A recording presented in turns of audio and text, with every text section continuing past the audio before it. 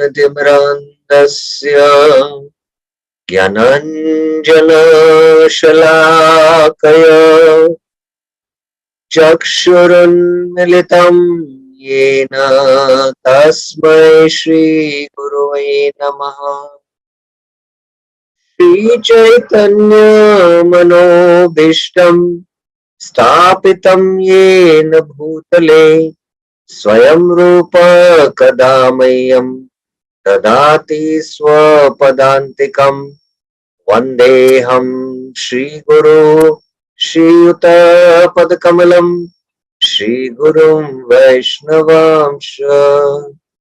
श्रीरूपं साग्रजातं सहगना रघुनाथान्वितं तं सजीवं साद्वैतं सावधूतं परिजनसहितं कृष्ण चैतन्यदेवं श्रीराधा कृष्ण पदान् सहगना ललिता श्रीविशाखान्वितांश्च। नमः ॐ विष्णुपादाय कृष्णप्रेष्ठाय भूतले श्रीमते भक्तिवेदान्त स्वामिन्निति नामिने। नमस्ते सारस्वते देवे गौरवाणी प्रचारिणे निर्विशेष शून्यवादी पाश्चात्य देश तारिणे। हे कृष्णा करुणा सिंधु दीनबंधु जगत्पते गोपेश गोपिका कांत राधा कांत नमस्तुते। तप्त कांचन गौरांगे राधे वृंदावनेश्वरी वृषभानुसुते देवी प्रणमामि हरे प्रिये। वाञ्छाकल्पतरुभ्यस्य कृपा सिन्धुभ्य एव च पतितानां पावनेभ्यो वैष्णवेभ्यो नमो नमः। जय श्री कृष्ण चैतन्य प्रभु नित्यानंद श्री अद्वैत गदाधर श्रीवासादि गौर भक्त वृंदा। हरे Krishna Krishna Krishna Hare Hare Hare Ram Ram Ram Hare Hare. Hare Krishna. So welcome to the Sri Bhaktyaloka series, which we have been having last, I think almost 1 month and a fortnight. So around 45 days. We began in the March first week. This is the April, you can say the third week. So 6 weeks discussion has been happening on just these two verses of Updeshamrit, text 2 and 3, and especially on each of these items, Atyahara, Prayasa, Prajalpa, Janasanga, Laulyam. So we finished the whole discussion on these 6 items which are unfavorable for devotional service, and then we began with the 6 items that enhance and give one complete success in pure devotional service, beginning with Utsaha. Utsaha Nishchaya Dhairya Tat Tat Karma Pravartanat Sangatyagat Sato Vritte Shadbir Bhaktir Prasidati. So today we will discuss the third of the quality, that is Dhairya. In the last class or the last 2 classes, we discussed Nishchay. And we saw Nishchay means confidence. Confidence means to have complete faith. There is no doubt. That means you should know Sambandha Abhiday Prayojan, and within these 3 things are 10 truths, which is what is called as the Dashamula Tattva. And this Dashamula Tattva was spoken by Lord Chaitanya to Sanatana Goswami, which is there in the Chaitanya Charitamrita. And Bhaktivinoda Thakur mentions how by understanding these 10 fundamental truths, all the doubts are dispelled and our faith is guileless. Faith is guileless means it's completely pure. We have 100% faith with no doubts. When all the doubts are resolved, or are answered, then we can swiftly practice bhakti with deep confidence in the Lord and attain success. So that's why Bhaktivinoda Thakur spoke about the Dashamula Tattva, and we discussed how, quite in brief, Bhaktivinoda Thakur has spoken about the Dashamula Tattva here in Bhaktyaloka. He has written an entire book called as the Dashamula Tattva, where he practically devotes each chapter to one truth. So Dashamula Tattva is a very important book which we need to study, and he has covered this also in the Jaiva Dharma. So these two works are also very important for Vaishnavas to study in order to become confident in our devotional service and attain success. So today we will discuss Dhairya. It's a very important discussion, and we will see how Bhaktivinoda Thakur will address Dhairya. 6 qualities that enhance Bhakti. Dhairya, patience. Any idea what is Dhairya related to? I mean, when you can have patience? Any idea? I would like to hear from the audience. When you can really have patience?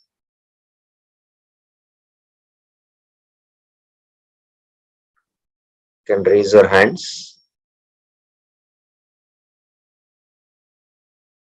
Yes, Virendra Yadav Prabhuji. Hare Krishna, Guruji, Dandatam.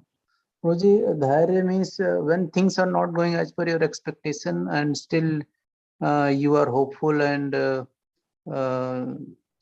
you wait for. Okay, I got, but I'm coming to a very precise point. When you can have patience? When you can have patience? Yes, Partha Sarthi Prabhuji. Hare Krishna. Prabhuji, when you have less laulyam, then you will have restlessness. No, I mean less restlessness of intelligence, less restlessness of mind, and then you can. Yeah, you're a little close to. You're close. Yes, you're close. Yes, Hari Leela Mataji.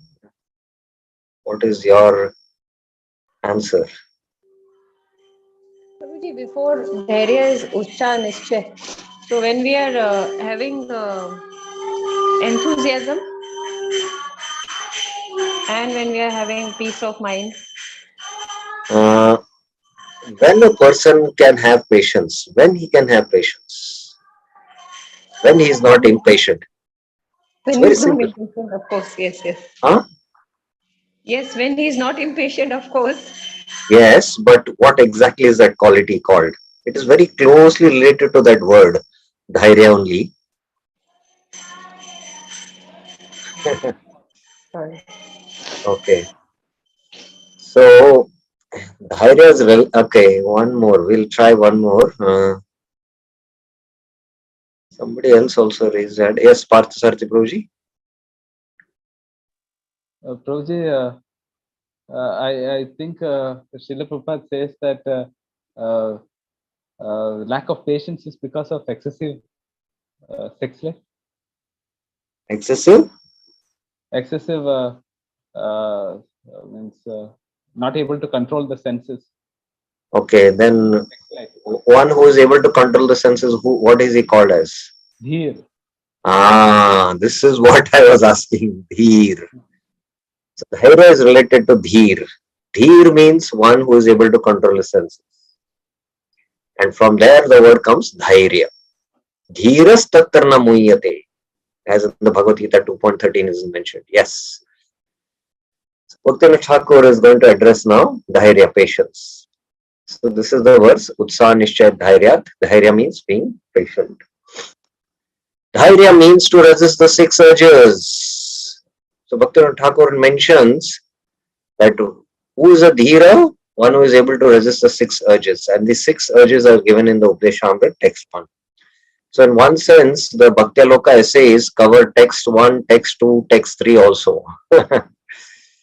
Okay. For the practitioner of devotional service, dhairya, patience is extremely necessary. It is extremely necessary. If you want to practice devotional service, you have to have patience. And one who is impatient means he is not able to, he is restless, as Parsati was mentioning. And if he is restless means his mind is not controlled. His senses are not under control. Only one whose senses are controlled can have patience. That's the point here. Those who possess the quality of dhairya are called dheer or sober. Sober means one who has subdued his senses. Dheer. And this is the term used in the Bhagavad Gita 2.113. Due to lack of this quality, men become restless. Because we don't have this, we are not controlled our senses, we become restless. Those who are impatient cannot do any work. Interesting statement. By the quality of dhairya, the practitioner first controls first himself and then the whole world. Which verse is this referring to? Anyone? Which verse is this referring to? Anyone can try out?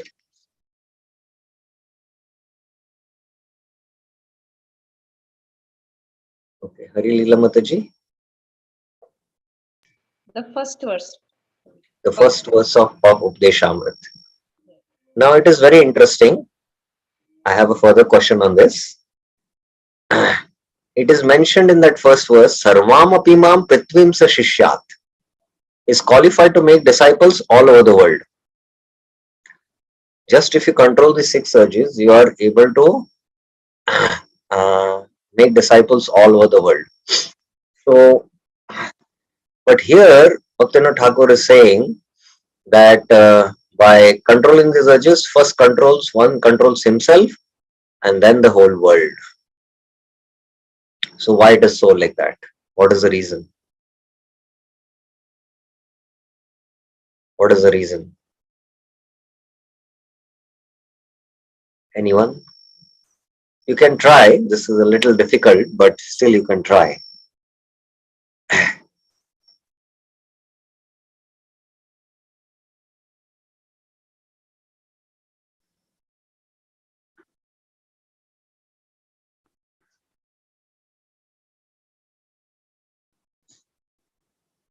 Anyone would like to try? Anyone would like to try? Why it is mentioned that first he controls oneself and then the whole world? Yes.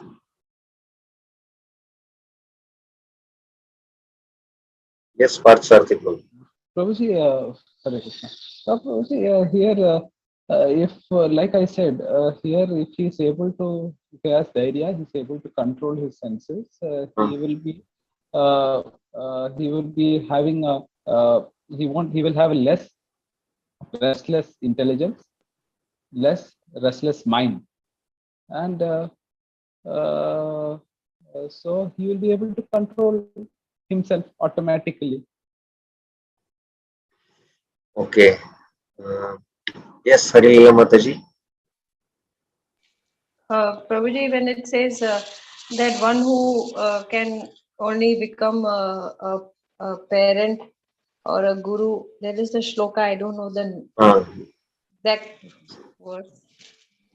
But you can only become a parent or a guru only when you are able to deliver the child or your disciple to go back home, back to Godhead. So I'm just saying, in connection to that, we ourselves have to be first Krishna conscious, then we can make others Krishna conscious. Yes. Good understanding. Excellent. So I'll just show you the slide of Updeshamrit overview. This in our overview we study quite in detail, but just to emphasize. And now each of the verses of Updeshamrit, Bhaktivinoda Thakur has done an analysis in his commentary called as the Piyush Varshini Tika. And there he mentions that the first verse, Vacho Vegam, he says it is Tridandi Swamir Lakshan. These are the symptoms of a Tridandi Swami. And it also says Atma Sanyami Madhyam Adhikari Ke Lakshan, self-controlled Madhyam Adhikari symptoms. So this text one refers to both a Madhyam Adhikari as well as a Tridandi Sannyasi. And 2, 3 and 4, we have been studying essays on 2 and 3, Bhakti Pratikul Shadgun and Bhakti Anukul Shadgun. These are Madhyam Adhikari Goswami's external dealings and Bhakti roots. So the point what I want to make is that as we control these urges, these 6 urges, we become self-controlled. We master over this body. Just like a pilot who is trying to, learn a, fighter plane. Initially, when he's in the learning stage, he's not having full control over the fighter plane. But as he masters the art with practice to ride a fighter plane, he becomes expert. So in that sense, he is now having full control over the fighter plane. And then when the enemy fighter planes come, he is able to attack them and destroy them.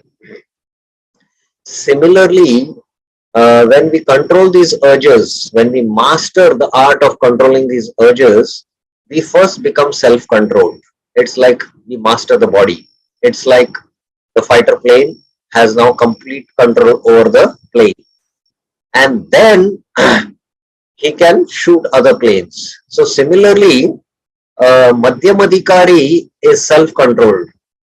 And as he advances and comes to the level of Uttam Adhikari, he is able to control others also.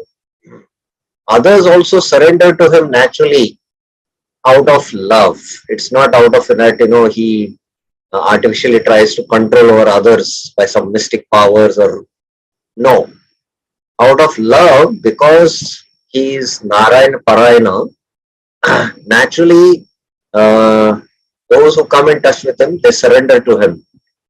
So he himself has mastered over himself, and by prema, attaining prema, being a Uttamadhikari Mahabhagavad, he is able to control others also by prema. Just like Sukdev Goswami, he was a pure devotee of the Lord, and because he had pure devotion, all living entities were attracted to him. Jagat Anurakta. This is one of the qualities which manifest the 6 characteristics of pure devotion. Jagat Prinanam and Jagat Anurakta. Jagat Prinanam, all living entities become dear to him and all living entities are attracted to him. That is because of the love what he possesses in his heart. So this is a little off the topic, but it is a very important point that this text one has having a twofold application. One is of a self-controlled Madhyamadhikari who first controls himself, and a Tridandi Swami who is able to make disciples all over the world because he has prema, and by his prema he is able to control others. So that's the point. I hope it is clear to the devotees. If you have any questions, you can always raise your hand. So he first controls himself like the fighter plane, first learns the art of practicing how to ride a fighter plane and has complete control over it. He's able to maneuver, he can go up and down, he has mastered it. So he has full control of the fighter plane, and then he can shoot at the other fighter planes. So similarly, a Madhyamadhikari first controls himself, and then when he is further advanced by prema, he is able to control everyone in this world by his prema. This is the point. In the first verse of Sri Upadeshamrit, the symptoms of Dhairya are explained.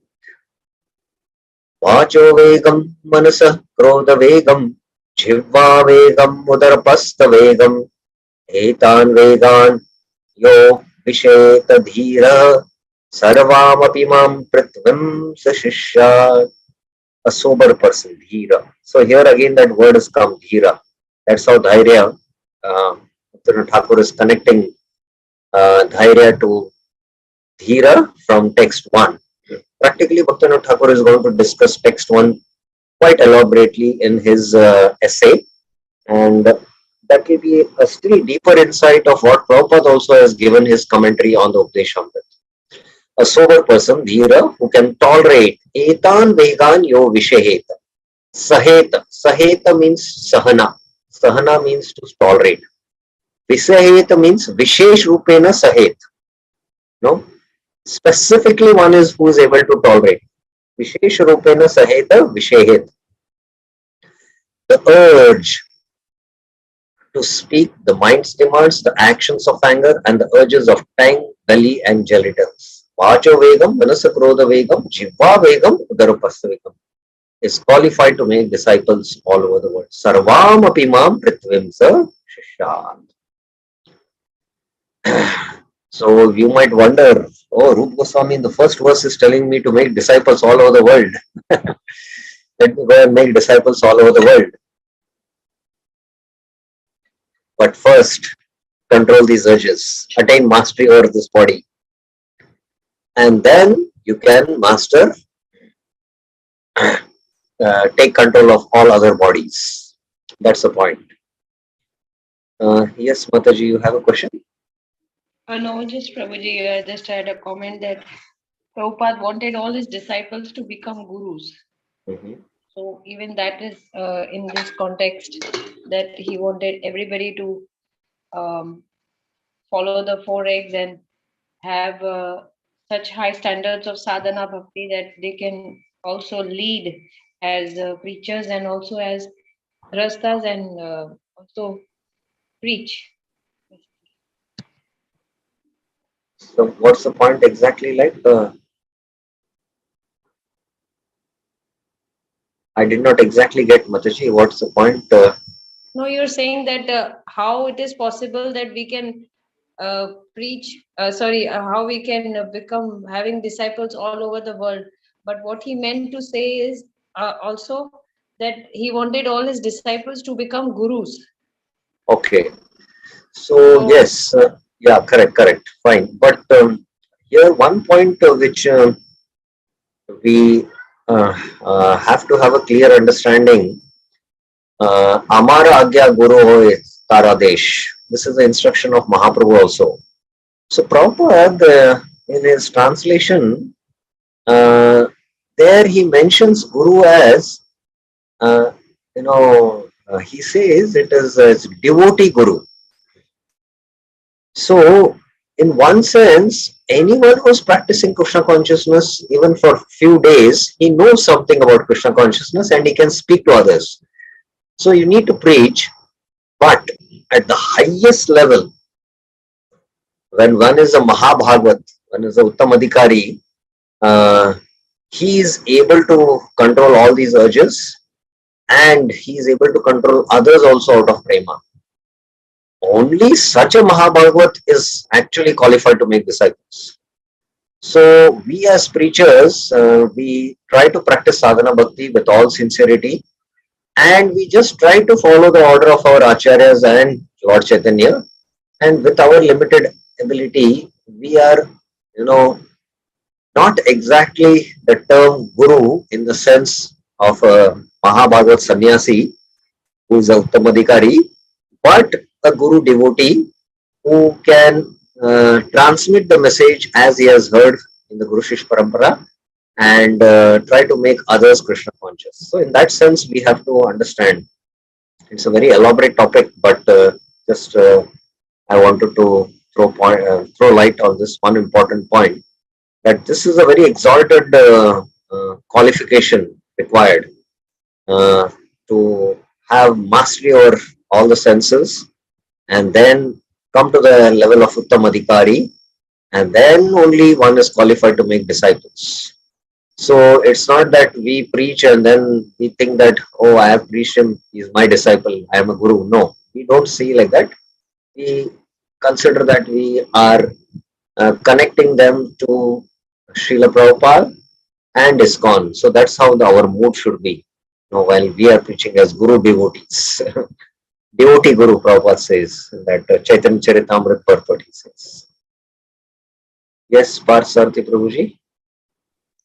Hare Krishna Prabhuji, you said about Jagat Anuratta and Jagat Anuprem. Am I correct? Jagat Preenanam and Jagat Anurakta. Jagat Priyanam. Preenanam. Preenanam means he is very dear to all devotees, all the people in this world. And all the people are very much attached to him. They are attracted to him. Anurakta. This is the quality. Quality of whom? Of one who has developed, Shubhada. Shubhada, there are 6 characteristics in pure devotion service. Kleshagni, Shubhada, Moksha Gutakrit, Sudurlabha, Sandranand, Visheshatma, Sri Krishna Krishna. 6 characteristics of pure devotion service. In that context, For one who is? In that context, one who has developed pure devotion. Yeah, one who is practicing pure devotion, all these qualities manifest. All these qualities manifest. Okay. Thank you. Yeah.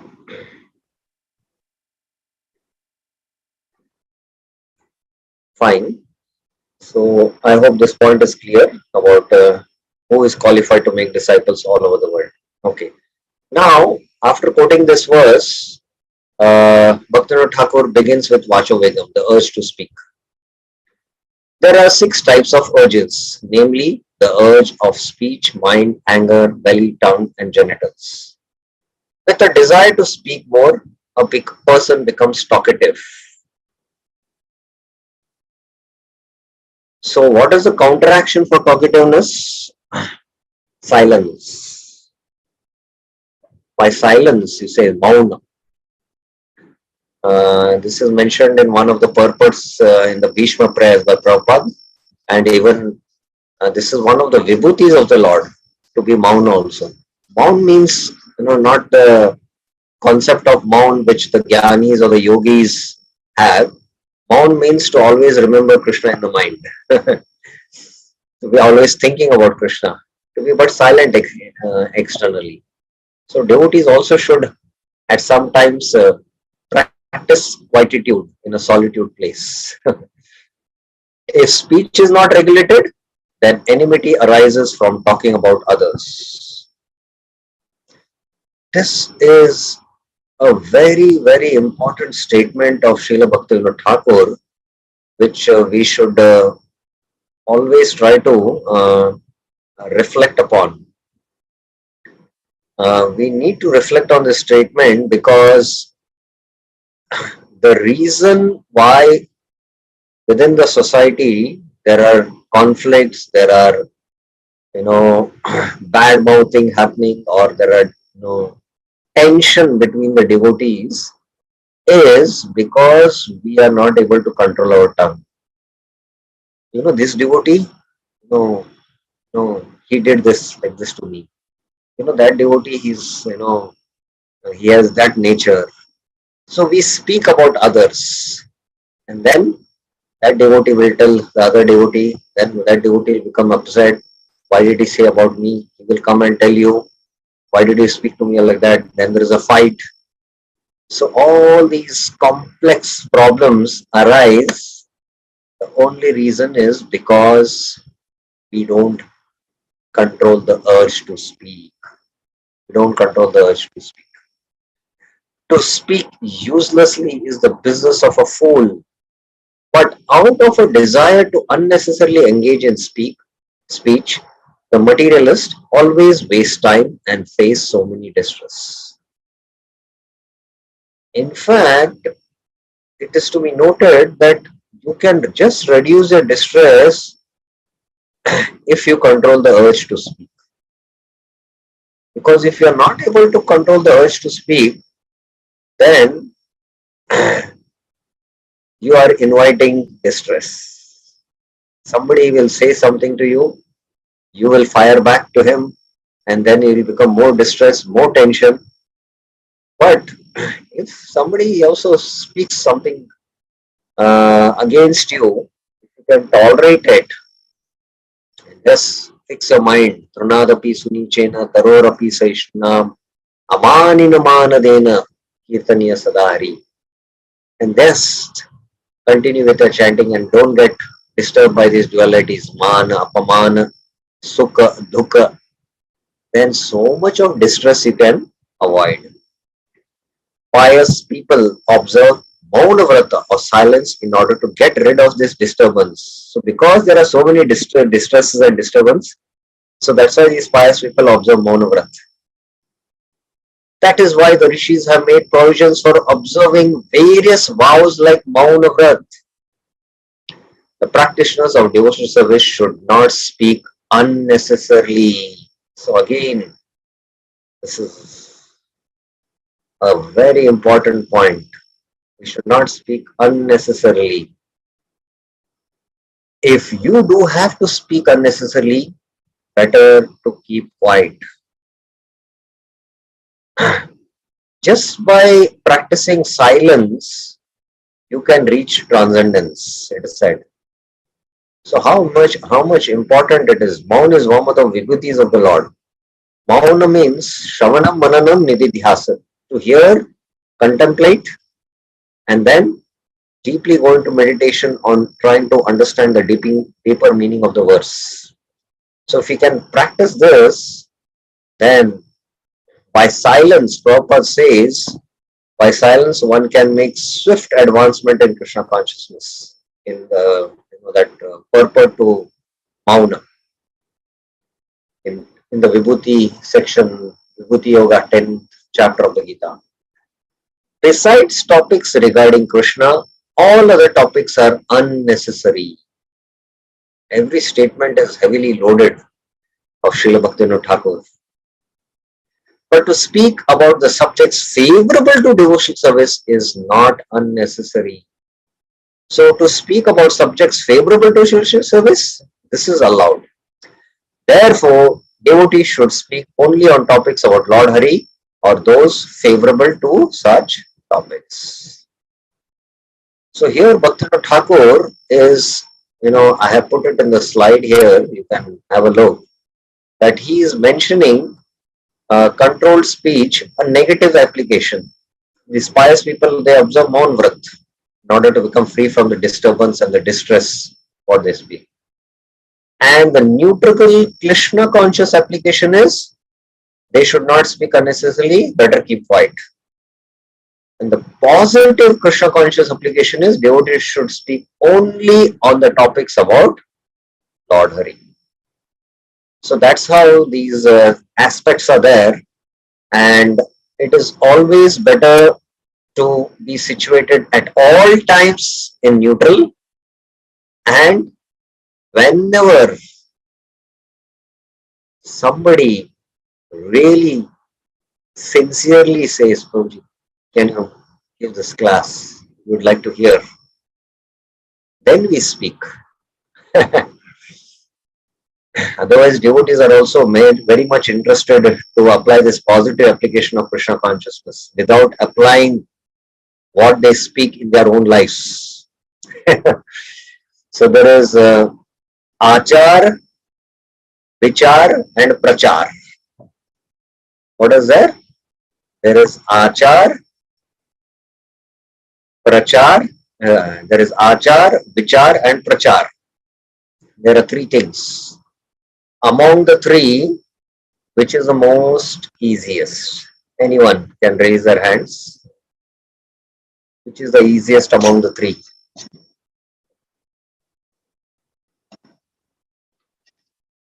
I will ask somebody who's still not participating.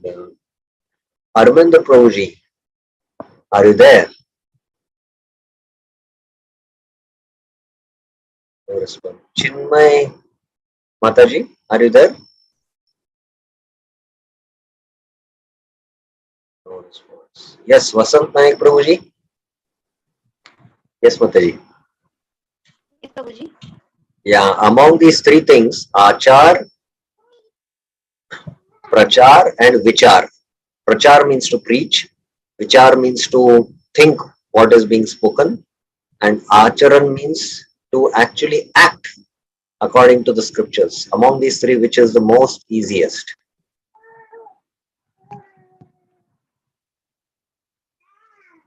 Thinking, vichar. Really, Hari Leela Mataji? Prachar, Prabhuji. It's prachar. It's very easy to preach. You can speak, but many times we sit for a class and the devotee is speaking, oh, I read this, I know about this topic. The mind comes up with this kind of argument. Then you will have to actually train the mind or preach to the mind. Yeah, you know about this topic. You have read this topic, you were given a class on this topic, but how much you have really thought about this topic to apply in your own life? Vichar is little difficult compared to prachar. And to live by it, live by the teachings of the scriptures, that's the most difficult. That's why Krishna in the Gita is saying, Yad yad acharati, Yad yad acharati shreshtas. Yad yad acharati shreshtas.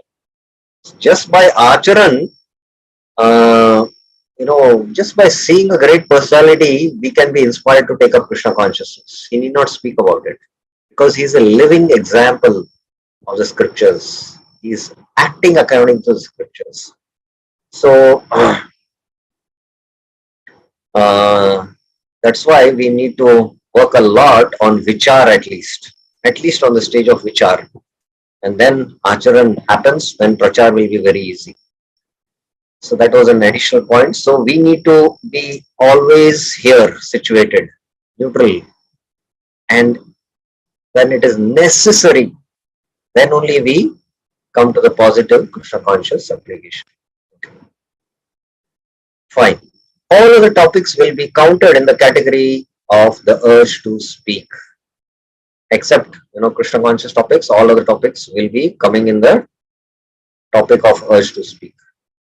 One who is unable to control the urge to speak, one who is able to control the urge to speak is a sober person. Sober means dheer. Dheer means one who is able to control his senses. Okay, so we have finished Vacho Vegam, very short essay, but very deep points Bhaktivinoda Thakur has discussed with respect to the urge to speak. Any questions, any clarifications up till now? Anyone has? Yes, Birendra Yadav Prabhuji. Hare Krishna, Prabhuji, Danutna. Prabhuji, this verse 2.13, where it is mentioned, Dhiras Tatrana Muhyati. Here, this term Dhiras, Prabhuji, it is it really referring to control of senses? Because the verse is Dehinosmin Yatha Dehi Kaumaram Yavanam Jara. How can you Yeah, it's only a Dhira person who can understand that, the body. Sorry, I think there is some problem. Yeah, it's only a Dhira person who has controlled his who has controlled his senses can understand that it is the soul which transmigrates from the childhood body to a youth body to old body, and at the time of death, it goes to another body. So as long as one is not Dhira, he cannot understand the science. In that context also, Dhira has that application that only a person who has controlled his mind and senses can understand this science of transmigration of the soul within the body. Within the body, there is transmigration happening, that we have been changing bodies in this life itself. And the soul ultimately, at the time of death, goes to another body. At the time of death, it takes up a new body based on its karma. So in that sense also, yes, Dhira refers to only a Dhira is qualified to understand this transmigration. In that sense, we can understand it. Are you clear about it, Birendra Yadav Prabhuji? Thank you, bro. Thank you, bro. Yes, Parthasarthi Prabhuji.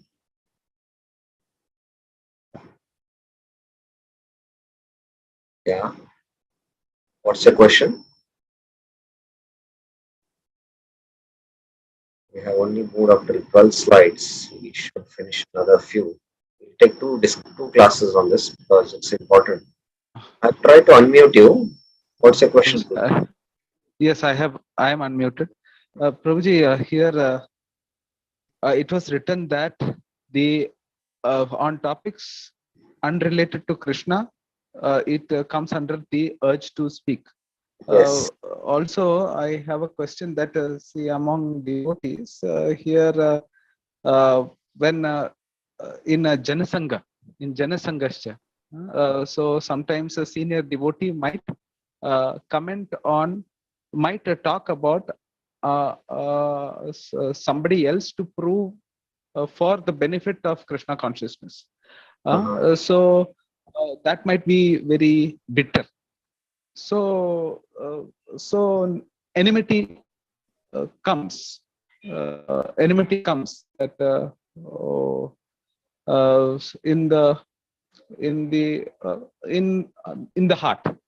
So could you please explain on this? But I'm not still precise about what exactly is the question, but I got some essence. Basically, if devotees who are preachers speak about other devotees, and then there is conflict and enmity can come. That is why if the devotee is, having authority, and he is related to that devotee, he wants to genuinely help that devotee, and there are many factors. Considering all these factors, he speaks about the devotee for lessons to be learned for us ourselves, or for him to learn lessons for his hita. Then only it will not come under the ninda, criticism, or it will not come under the urge to speak. Otherwise, it will come in the purview of the urge to speak. That is how we need to understand. This is a general principle I am giving. Okay. So let us now go to Manasavegam, the urge of the mind. It is the duty of a sober person to tolerate the urge of the mind. Until one is habituated to control the urge of the mind, how can one perform devotional service with attention? Very important point here. If you want to chant attentively, your mind has to be controlled. If you are not able to chant attentively, it is a sure symptom that your mind is not controlled. And for that, we need to be in the mode of goodness. So only in the mode of goodness one can control the senses and the mind. And what is the symptom of one who has controlled the mind? He is able to absorb himself. His attention is one pointed, it is focused. Ekagrata is there in his chanting. Ekagrata is there in his service. He is in the mode of goodness. So that is, the point being made. If you want to do devotional service with all your attention, then you have to control the mind. So that's the point Bhaktivinoda Thakur is making. A materialist sits in the chariot of the mind and never gets relief from its various urges, except during sleep. So, Manoratha, that is the metaphor being used, and this is there in the Bhagavatam verse of Prahlad Maharaj's prayer. Yasyasti Bhagavati Bhakti Akinchana Sarvestatra Guna Yasyasti Bhagavati Akinchana Yasyasti Bhakti Bhagavati Akinchana Sarvestatra Guna Samasate Sura Haravavattasya Kuto Mahat Guna Manorathena Dhavati Vahi. Manorathena. Manorathena means he is traveling on the chariot of the mind. So what is this chariot of the mind? We should visualize this. What is this chariot of the mind?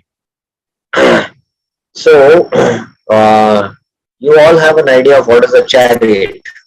And in the chariot, if the reins are not controlled, by the chariot driver, that is the Sarthi, which is compared to intelligence, then the horses are running in all different directions. And the senses are attracted to the sense objects. So that's why, the chariot is, wandering. Bhavati, bhai. Bhai means external. External means senses are in contact with sense objects. So the materialists are traveling on the chariot of the mind, and that's why they never get relief. One after the other, the senses are harassing them. They are taking them in all directions. So only he gets relief when he is sleeping. But in sleep also they keep on harassing him. Even during sleep, many thoughts such as good and bad dreams come. So if you are driving on the chariot of the mind, even in sleep, sometimes you'll have bad dreams and you'll be disturbed. And sometimes you'll have good dreams and you'll be happy. So again, this is still, sukha dukkha. Again, you are in the dualities, caught in the dualities of the network of Maya. So this is how we have been riding on the chariot of the mind. In order to regulate the urges of the mind, rishis have propounded Ashtanga Yoga and Raj Yoga. This is again a part of subdivision of Ashtanga Yoga only. Kriya Yoga and Raj Yoga, or all these are subdivisions in in the Ashtanga Yoga process. We need to know that, Raj Yoga and Kriya Yoga. Kriya Yoga, or the term used as, I think, Kriya Yoga only it is referred, I think. I'm not able to recollect. Raj Yoga and Hatha Yoga. Hatha Yoga. Hatha Yoga is also again part of Ashtanga Yoga only. There are different techniques by which ultimately they try to regulate the body and the senses, and then come to further regulation of the mind to controlling the pranas, and then they cross to the yama, niyama, asana, and come to the stage of pratyahara. From pratyahara onwards, real Ashtanga Yoga begins. That is dharan, dhyan, samadhi, like that. By the Lord's prescription, but the Lord's prescription is that one should regulate the mind from the inferior taste by giving it a higher taste. Vishayavani vartante niraharasya dehi. Raso varjam rasopyasya param drishtva nivartate. 2.59 in the Gita. Thakur is quoting. Those who are on the path of devotional service can easily regulate the mind. Thakur is saying easily, but we all know how difficult it is. And now you might reflect, Thakur is saying very easily you can regulate, but after so many years of practicing Krishna consciousness, why we are not able to easily regulate the mind? What is the reason? Anyone would like to throw some thoughts about it? What is the reason Bhaktivinoda Thakur is saying we can easily regulate the mind by practice of Bhakti Yoga? But our experience says no, even with practice of Bhakti Yoga, to regulate the mind is difficult. So why is Bhaktivinoda Thakur saying something wrong here, or why does, so what is the reason? Anyone? Anyone would like to say something about this? The one reason is that we don't follow strictly the rules and regulations of Bhakti. If we follow the rules and regulations of Bhakti, then, very soon we can regulate the mind. Because we don't sincerely and seriously follow the rules and regulations of Vaidhi Bhakti, that's why even in the path of Bhakti, it becomes difficult to control the mind. The mind cannot remain without urges. So this is a very important point to be noted. To make the mind thoughtless is not possible. If urged towards spiritual subjects, the mind is properly engaged and it will not hanker for insignificant subjects. So there is an urge to eat nice food. So that urge, you should engage it in having the deep urge to exclusively honor Prasad.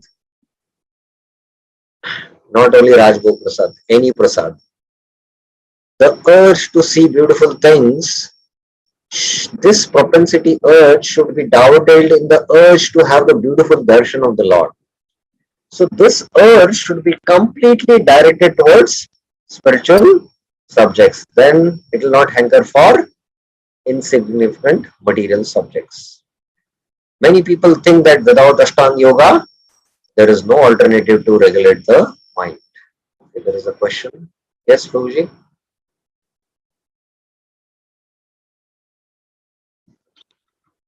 I've unmuted you.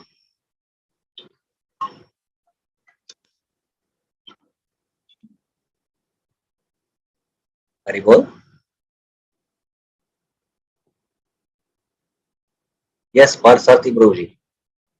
You have a question?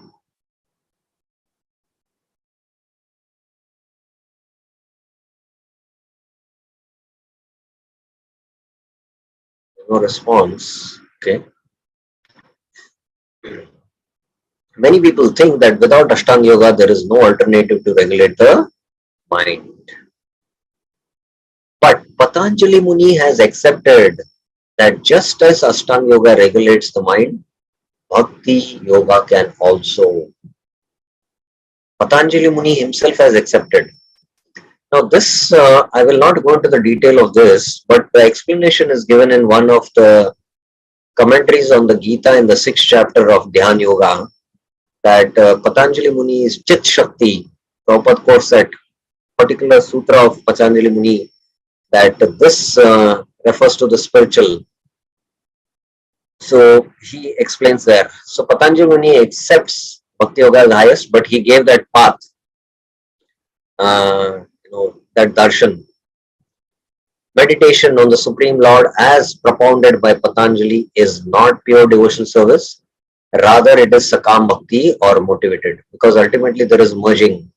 So that is Kaitava Dharma.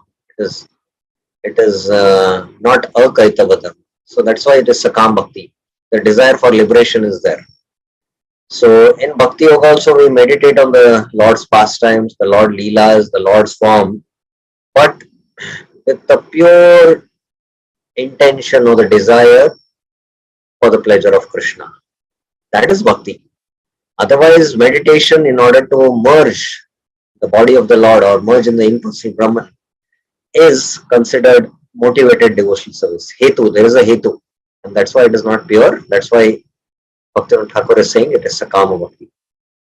If devotional service is performed for the purpose of regulating the mind, then it is certainly not devoid of material desires. Mark this point. This is a very important point. Bhaktivinoda Thakur is saying, if devotional service is performed for the purpose of regulating the mind, then it is certainly not devoid of material desires. So what does this mean? What does the statement mean? Anyone? What does the statement mean?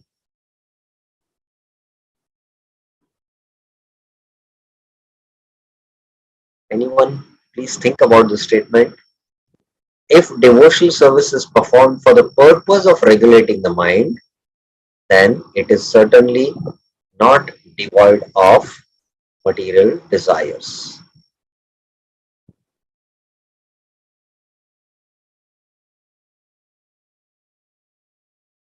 Yes, Birendra Yadav Prabhuji.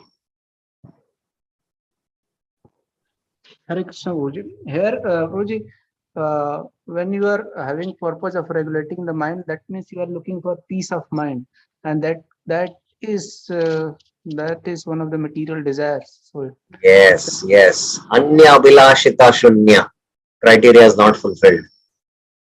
And you are performing bhakti, why? Not for the purpose to please Krishna with a favorable attitude, but to control your senses. So that is why again it doesn't fit in the category of Uttama Bhakti. So Bhakti has to be exclusively performed for the pleasure of Krishna. Sense control is secondary.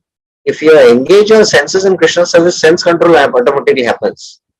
But, oh, let me, regulate my senses. So that's why I'll engage in bhakti. With this motivation, if you're practicing bhakti, then it is certainly not devoid of material desires. That's what the point Bhaktivinoda Thakur is trying to make. Favorable cultivation of devotional service in relationship to Krishna is the real meaning of pure bhakti. So this is what is the definition of Anukulena Krishnanushilanam Bhaktir Uttama. So that's how Bhaktivinoda Thakur is mentioning. Therefore, whenever pure devotional service is performed, joyfulness of the mind automatically arises from amongst extraneous fruits. Evam prasanna manaso bhagavat bhakti yogata bhagavat tattva vijnana mukta sangasya jayate. 1 to I think 19 or 20, I think 20 or 21, this verse. So when you perform pure devotional service, naturally it pleases Krishna, and when Krishna is pleased, the jiva is also pleased. Prasanna manaso will be. But if you do a practice bhakti with the purpose of regulating the mind, then Krishna is not pleased. You have not performed pure devotional service. So in that sense, we should have this understanding, the subtle difference between the two. Srimad Bhagavatam states, Tasmat kenapya upayena manaha Krishna niveshayet. Somehow or other, one must consider the form of Krishna very seriously. One should somehow fix the mind on Krishna. Mana Krishna niveshayet. Niveshayet means absorb your mind in Krishna. If one follows this instruction, then the mind will be engaged at the lotus feet of Krishna, and it will not easily wander into other subjects. So what it really means to engage the mind in Krishna is to read about Krishna and think, contemplate what you have read, is to hear about Krishna and to contemplate what you have heard, is to speak. While speaking also you need to think, and then you have to speak. So that way, to fix your mind on the lotus feet of Krishna means to be absorbed in the thought of Krishna. That is the point we need to understand. For the practitioner, the urge of the mind is regulated by pure cultivation of favorable devotional service in relationship to Krishna. Anyabhilashita shunyam anukulena krishnanu shilanam. So the urge of the mind can be only regulated by practicing Shuddha Bhakti. And Shuddha Bhakti is very, very exalted. We need to understand that. By carefully meditating on the subject, one can know the inherent differences between yoga and bhakti. So Bhaktivinoda Thakur is saying, please carefully meditate on the subject what he has discussed up till now, the Manasa Vegam, and then you can understand these points what Bhaktivinoda Thakur is stating. So next is Krodha Vegam, and this we will take up in the next class. From 17th slide till practically the end, I will take up in the next class. That's quite brief. So tomorrow we will discuss Krodha Vegam. So any questions, any clarifications anyone has up till now, what we discussed?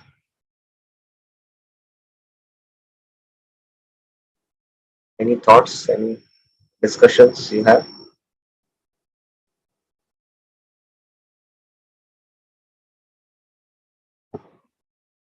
Yes, Birendra Yadav Prabhuji. Hare Krishna Prabhuji, Dandavat Prabhuji, just one clarification. This even having desire of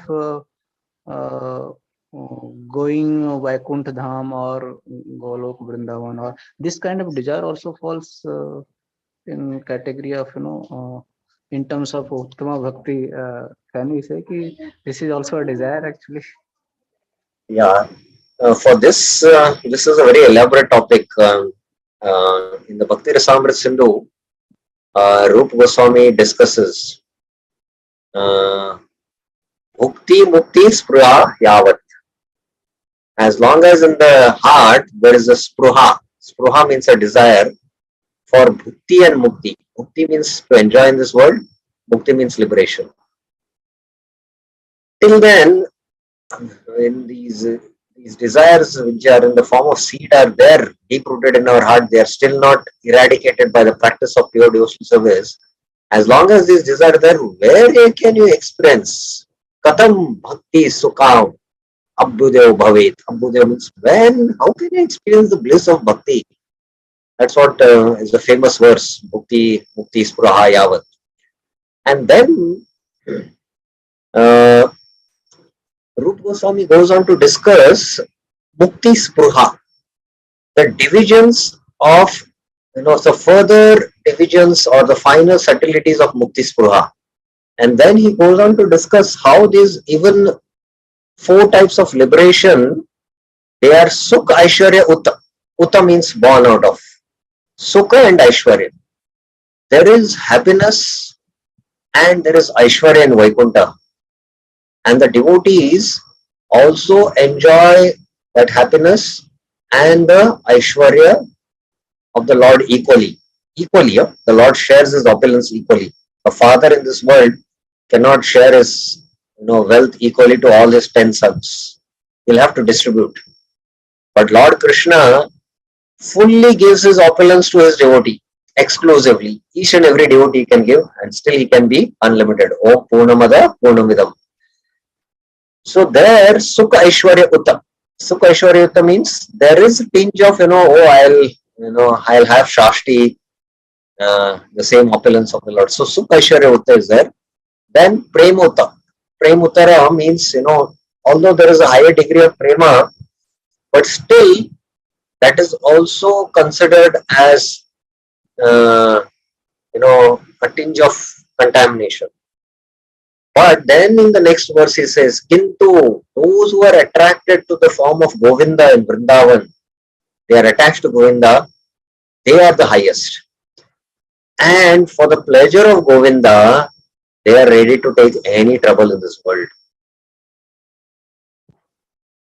So that is the standard which Rupa Goswami is speaking there. So for devotees, being in the material world or in the spiritual world doesn't make any difference for them. In fact, Sanatana Goswami in his Brahat Bhagavatamrit, when he is speaking about in his commentary, it is there about the Damodar Ashtakam, and there it is mentioned that Varam Deva Moksham Na Moksham Vadimba. Varam, you are, oh Lord, you can give any vara, but I don't want moksha. Oh, you don't want moksha? The 4th Purushartha you don't want. The Purushartha Shiromani it is you don't want. No. Na moksha vadimba. I don't want also what? Anything else. I don't even want place in Vaikuntha. What then? Idam te vapur Gopala Bala. I want to see this beautiful Gopal form of yours. What other benediction is of it? There is no use. So Sanatana Goswami in his Brahat Bhagavatamrit mentions that superior to Vaikuntha is the practice of Shravanam Kirtanam anywhere in this world, in the 14 planet systems. Because wherever Shravanam Kirtanam is done, Krishna is present there. So that is superior to even Vaikuntha, I do mention. So in one sense, we should not so much worry about, going back to Golok. Our worry should be how we can practice sadhana bhakti and attain love for Krishna. And, when we practice pure devotion, Tesham aham samuddartam mrityu samsara sagarat bhavami na chirat partha maya veshita chetasam.